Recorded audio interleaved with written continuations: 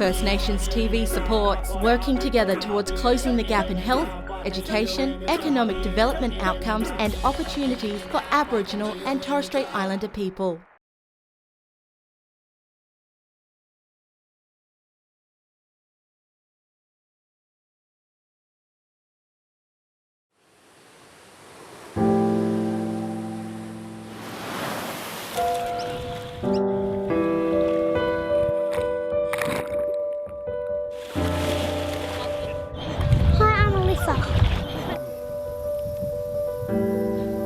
Hello, my name is Alyssa. I am 7 years old. My name is Nolene Skinner. I'm Alyssa's mother and we live on Gumbaynggirr country. The Gumbaynggirr people have lived in Coffs Harbour for hundreds of years. We had a lot of our families grow up on the old camp in Little Humpies. It's a beautiful country and that's why I've brought my kids up here as well.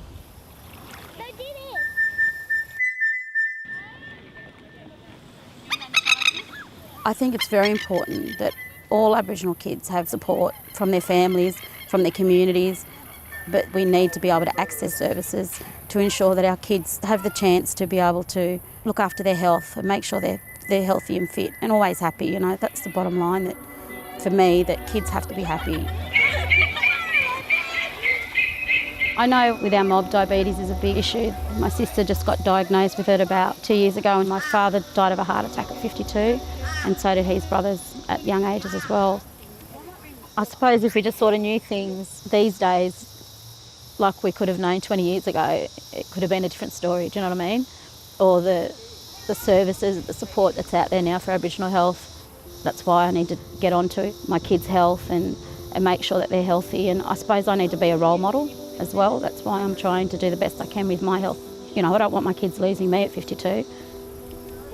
Daily Sister Girls started in 2009.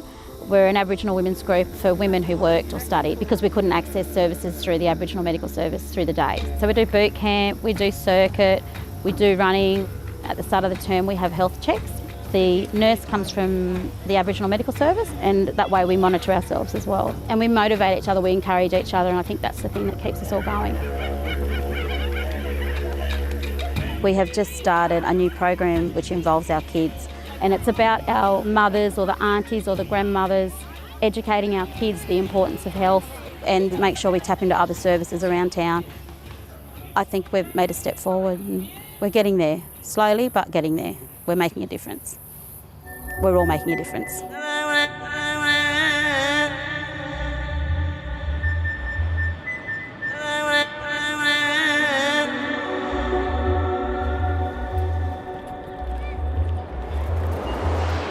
My name's Willen and I'm 7 years old. I'm Alistair, I'm Willen's dad and we live in Melbourne.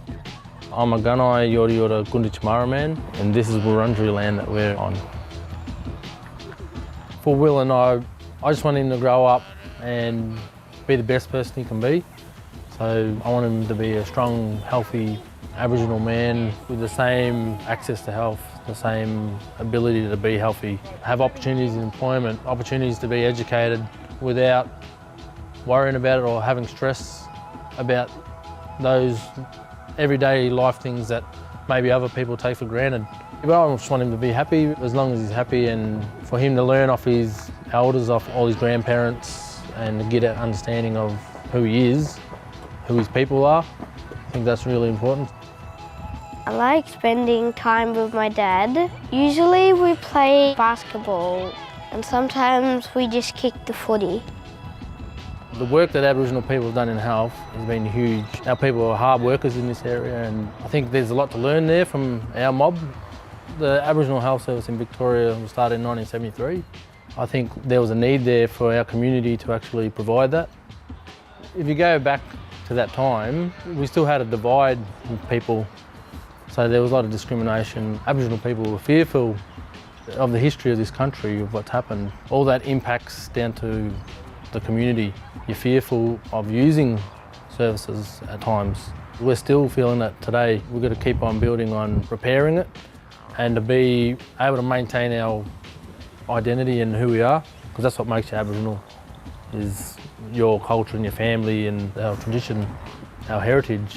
We can't lose that. If we lose that, there's no point closing the gap. So places like Welland School and Victoria Stars Football Club, they actually incorporate Aboriginal culture into how they operate and what they're doing and how they try and educate people. So if we can get more of that happening across mainstream services, I think it's only going to help Aboriginal people get better. Close the Gap's been great for the last 7 years, but we've got a long way to go and we still need it there. So if we can get more support from the general community to be able to help us help ourselves, I think every change is going to make a difference.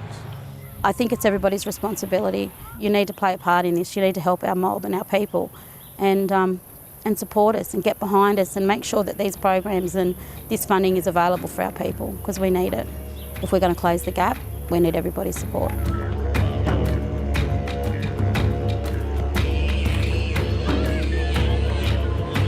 Help us close the gap.